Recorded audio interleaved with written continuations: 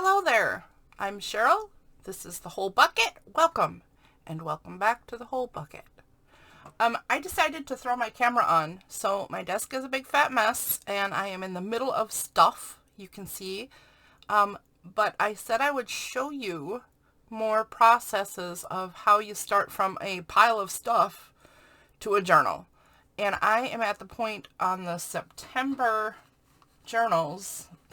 birth month journals, where I am sewing together the signatures. And I thought that I would film. I throw on the camera and show you this sew together process. So this is one of the signatures, and what I'm doing right now is trying to push the papers together as much as possible. This mulberry paper of mine is proving a little slippery. It's not staying exactly where I want it to when I'm doing this.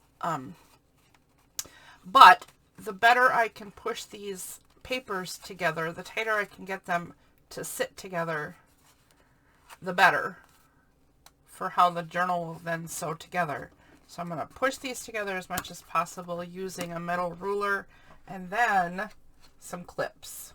And I'll throw one there, and I'll throw one on the outside edge on the second half of the signature, so right under here. And then, because one of the pages is a little offset from the other pages, I'm going to take a larger, deeper clip and put it here to hold that. There's a pocket page in here to make sure that it stays in place. It's very important because that will only have two places where it's actually sewn into the signature.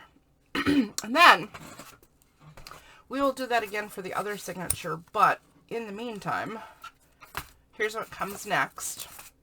So I'm going to put this on this piece of styrofoam I have, and I am going to put some holes in this that match up to the holes in... Oops. Be right back. Alright, sorry about that. I put my phone on Do Not Disturb, and that was a spam call. It wasn't even worth pausing the video. But it was loud, wasn't it? I'm sorry about that. Okay, so I have a template here that I used for making the holes in the book cover as well, so that they match up, and I'm just sort of eyeballing where the center is, and then I will follow this one and poke a hole, and then I will follow the center one and poke a hole. Excuse me, I have a bit of a sore throat, so excuse me if I sound scratchy and clear my throat from time to time. Okay, so we have our 3 holes. That's awesome. I've chosen this brown orange rusty sort of thread for this one, and I use, more often than not, I use this waxed leatherworking thread. I just love the way that it, I love the strength of it, and I love the way that it feeds through the books, and I love the way it holds knots, so I really like to use this a lot. I'm saying a lot. I gotta stop that. Sorry.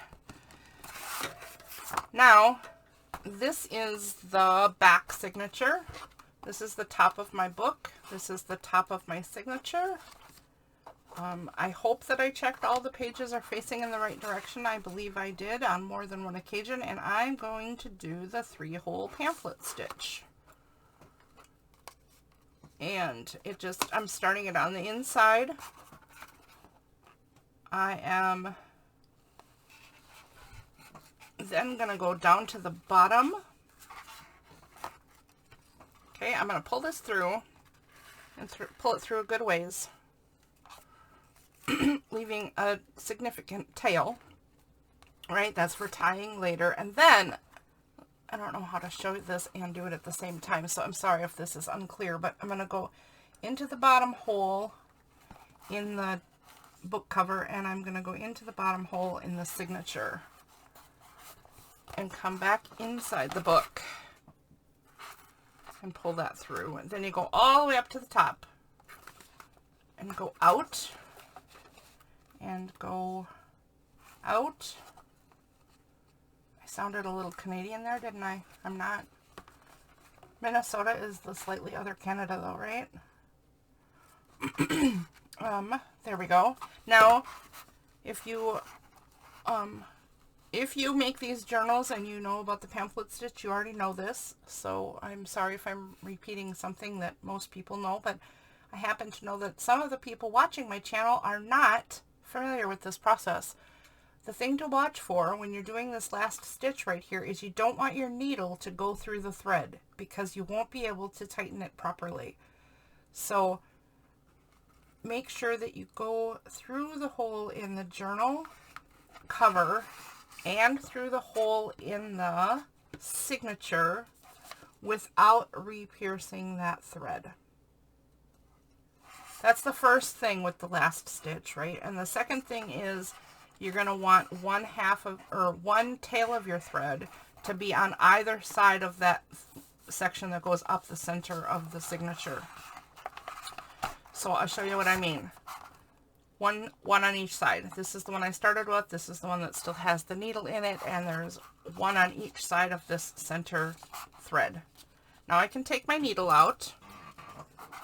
I'm going to turn my book sideways, and I am going to pull until that signature is in there super tight. Okay, let me clarify that. I want my signature in there quite tight, right? It's firm.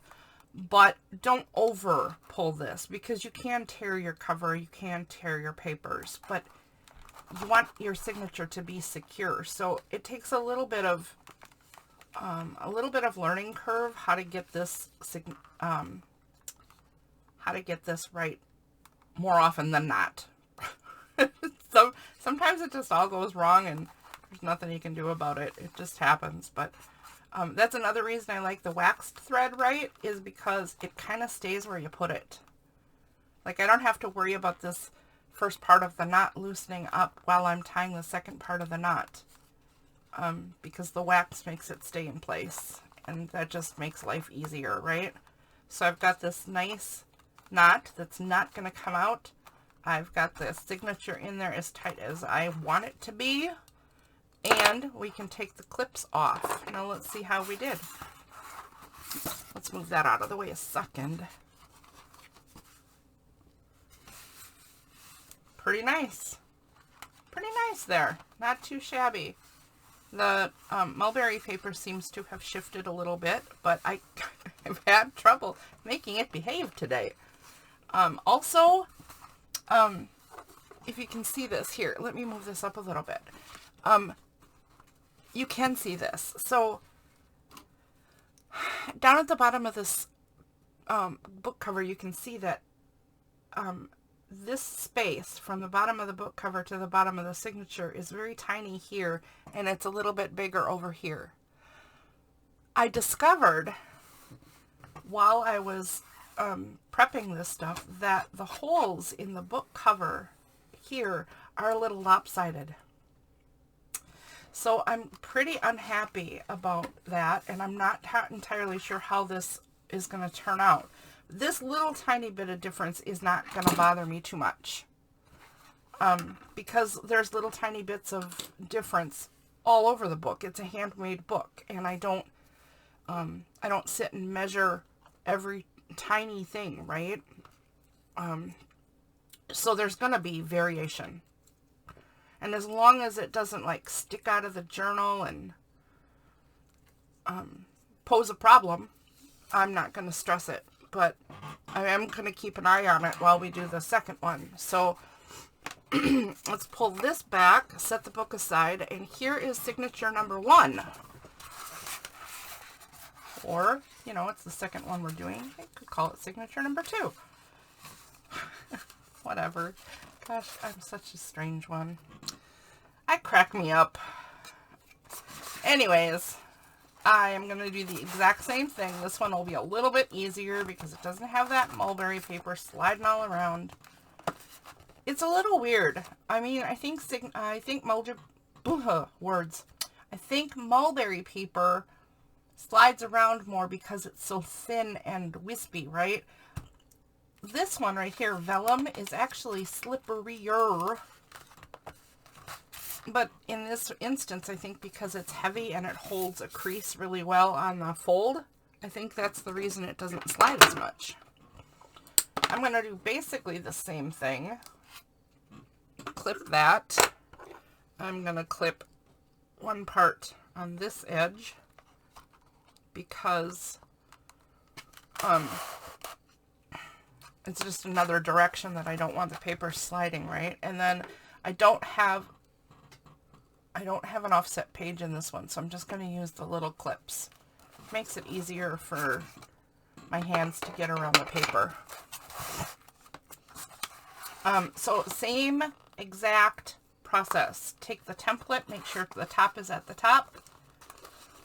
Since things are not exact, since this is a handmade piece, I have found it crucially important to make sure that your templates and your book cover and your signatures all have a designated top, and you have a way of remembering what the top is.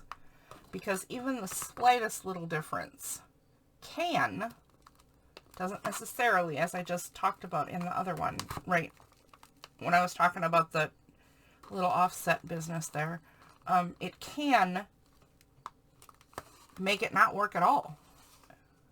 I've had little tiny differences and not paid attention to top and bottom and had to take whole books apart and redo them.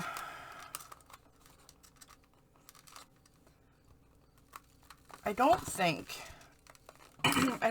in this case that that's going to happen. I think we're going to be all right. But like I said, we're going to keep an eye on it. We're going to keep an eye on whether this thing is going to sew together properly or not. I could have a problem here. Again, remember this is the top, and I don't have to do the signature very much because the top of the house is the top. That's pretty easy. And look for the T, designating the top of the book cover, so I'm keeping everything in the right direction. It's also easier than that because I already have the back signature in and I want the front signature. So, I mean, there's a lot of ways of clarifying you're doing this correctly, but make sure that you check on those things. Same exact thing. Make a tail. Or leave a tail. Go in at the bottom. Feed that signature on. Gosh, if you ever watch people who do this a lot more than I am able to do this, they can just sew these things together so skillfully and so quickly. And they just, I don't know, boggles my brain, man. But so many skilled people out there. So many. I aspire to be like them when I grow up. All right. And now, again, the last part. Remember to watch out for don't let your needle pierce the thread going in. And same thing on the signature part. Don't let your needle pierce the thread. And now look, I have the needle coming over and the tail I left before are both on the same side of this center string. And remember, I don't want that. So I'm just going to push those over and make sure the needle comes on the opposite side. It doesn't matter which thread you have on the opposite side, your first tail or your last. It just matters that one is on either side. All right, let's move the styrofoam out of the way and let's tighten this signature. Get it in place, get it all tied up. And look at that. Oh, that's bad. Okay. I'm going to show you. So remember I said I punched the holes in the cover incorrectly. Now look at what's happening. This one is so tilted that it's going past the top of the, it's going past the top of the book cover. Unacceptable. That cannot be like that. Look how lopsided this is. So I'm not sure exactly how this happened, but it's not good. So, but I can shift this, right? And I can make sure that when I tie it and I tighten it, I can make sure that it's sitting in the correct position. It's entirely possible that this is not wasted yet. I hope I don't have to make this all over again. I don't want to. So I've shifted it, and I am tightening it where I want it.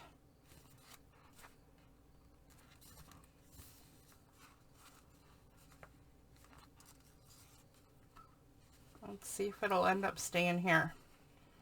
Okay, I'm going to take the clips off. I'm going to fold this. Oh, see, now that's too lopsided. Eesh, eesh. I don't think this is going to work, guys. Oh, I thought I could get away with it.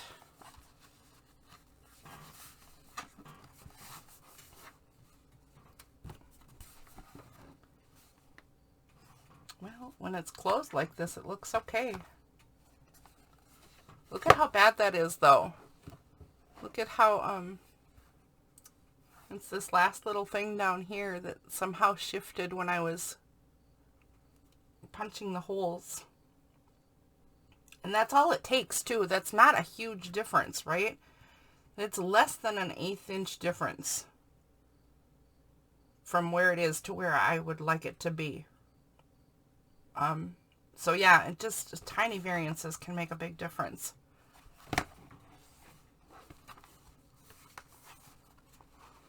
It's not terrible.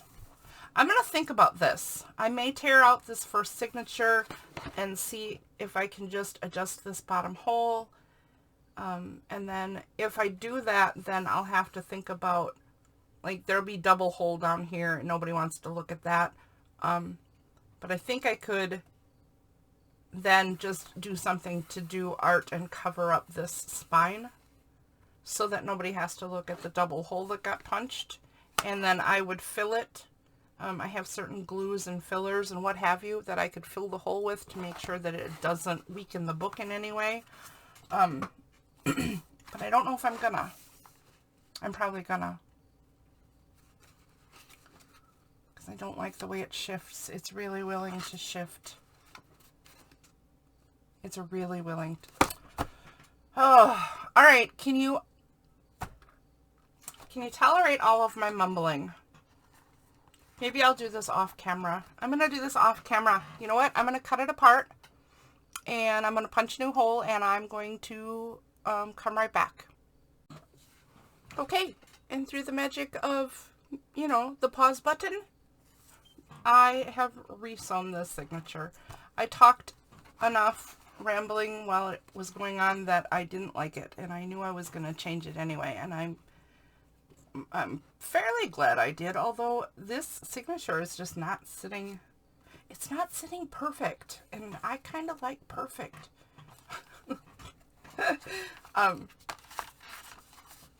I resewed the whole thing.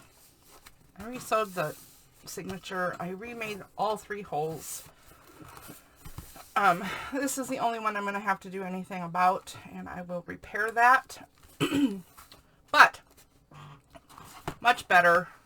Happier with this. It's not so willing to shift beyond the borders of the cover.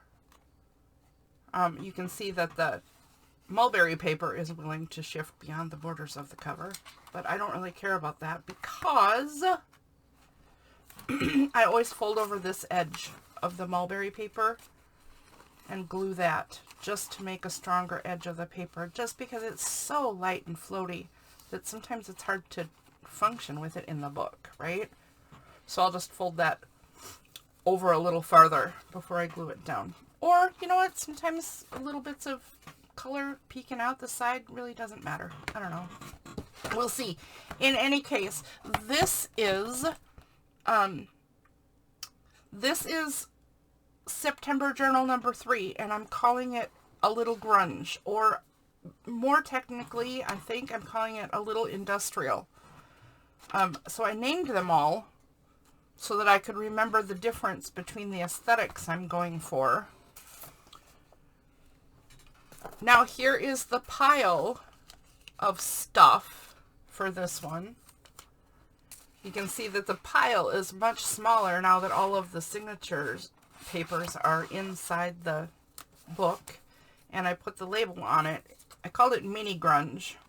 It's not really going to be a grungy book, but I didn't know what name to give it. But I thought that this page that is assigned to it looked a lot like, looked a little industrial, or a lot like a grunge page would look, with its cracks and its rustiness and what have you. So I named it that. The next one that is also ready to go is this one that's called Vintagey. I don't know where I put the sticky note for it, but I don't like to give anything an exact title, right? Because that it feels confining and it sets up customer expectations. So I'll call it Vintagey, or A Little Grungy, or, you know, just vaguely like a thing. Also, its pile is much smaller. I kept these cutoffs so that I can use the cutoffs as continuing bits of pattern inside the book. And the last one that is also ready to go is Sort of Forest. So this is sort of in the forest. I don't know if asters grow in the forest. I'm pretty sure morning glories do not, because they need sun rays, but I thought this felt foresty. And pumpkins don't really grow in the forest either, but this, I don't know, you know, vaguely forestish. But that's this one.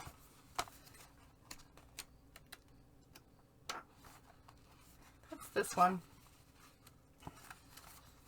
I wanted this mulberry paper to be in the grunge book. I'm not sure how it got mixed up, but it got mixed up, and I think it's fine because this is sort of foresty anyway. I don't know how I get so mixed up all the time, but things happen. You just go with it. All right, so that is how you sew together a signature into a journal, and all 3 books are now ready to go. The next steps will be a lot of decorating and prepping stuff, and I will show that. I'll show little bits of that. I don't know what I'll show exactly, but more videos will come about the process. Thanks for hanging out. Bye!